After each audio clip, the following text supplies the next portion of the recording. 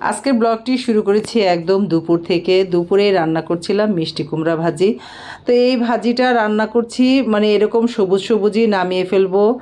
এই ভাজিটা খুবই ভালো লাগে খেতে, একদম কচি মিষ্টি কুমড়া তো, বেশি পাকাগুলো একদম বেশি হলুদ হয় আর বেশি মিষ্টি হয়, সেটা খেতে বেশি কেউ পছন্দ করে না। এরকম কাঁচা কাঁচাটাই খেতে ভালো লাগে। আর রান্না করব এই যে দেখেন এই জিনিস রান্না করব।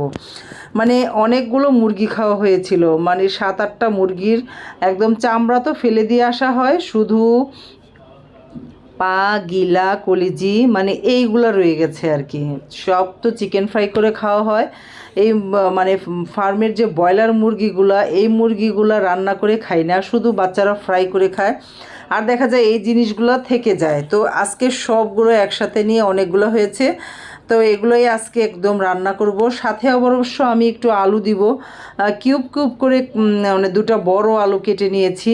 আর এইগুলোকে কি করব, মশলা মেখে আমি রেখে দিলাম। রেখে দিয়ে আর এই যে আলুগুলো একটু তেলে ভেজে নিচ্ছি, সামান্য একটু লবণ দিয়ে, শুধু সরিষার তেল দিয়ে রান্না করব আজকে। তেলটা একটু কম লাগছে, আর একটু তেল দিয়ে নিলাম।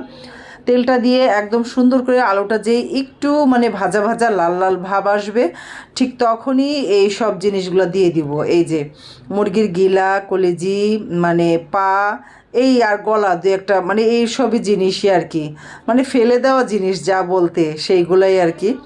তো এখানে আমি আবার পেঁয়াজটা আলাদা লাল করে নেওয়া হয়েছিল, অনেকগুলো পেঁয়াজ বেরেস্তা, সেগুলোও দিয়ে দিলাম। দিয়ে এখন শুধু ভাজা ভাজা করব। অল্প অল্প পানি দিব আর একটু মানে ভেজে নিব আর কি। আর যে মেখেছিলাম যে ডিশটাতে, সেটা ধোয়া পানি একটু ছিল, সেটাও দিয়ে দিলাম।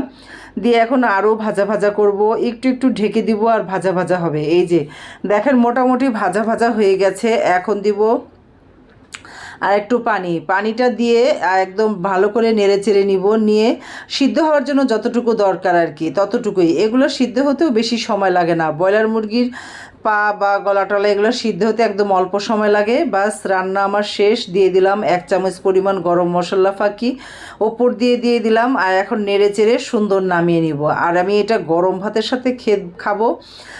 বানিয়ে নিয়েছিলাম সালাদ, শসা, টমেটো কেটে, পেঁয়াজ, কাঁচামরিচ দিয়ে একদম ঝাল ঝাল করে আজকে সালাদ বানিয়েছিলাম। এই সালাদের সাথে এই মানে কি বলি এটাকে, কি তরকারি বলা হয় আমি ঠিক সঠিক জানি না, মানে মুরগির গিলা, কলিজি এটাই তো। আর এই যে মিষ্টি কুমড়া দিয়ে সুন্দর খাচ্ছিলাম, এত ভালো লাগছিল, আসলে বিশেষ ভালো লাগছিল এই ঝাল ঝাল সালাদের জন্য। কাঁচামরিচটা কাটা এত সুন্দর হয়েছে, আর মানে সালাডটাও খুব কুচি করে কাটা হয়েছে। যে কেটে দিয়েছে তাকে অসংখ্য ধন্যবাদ। আর এই যে রান্না করা শেষে খাবার খাচ্ছিলাম, আর এত ভালো লাগছিল। একটু অন্যরকম খেলে আসলে ভালোই লাগে। প্রতিদিন কিন্তু একই রকম সবজি, মাছ এগুলো ভালো লাগে না।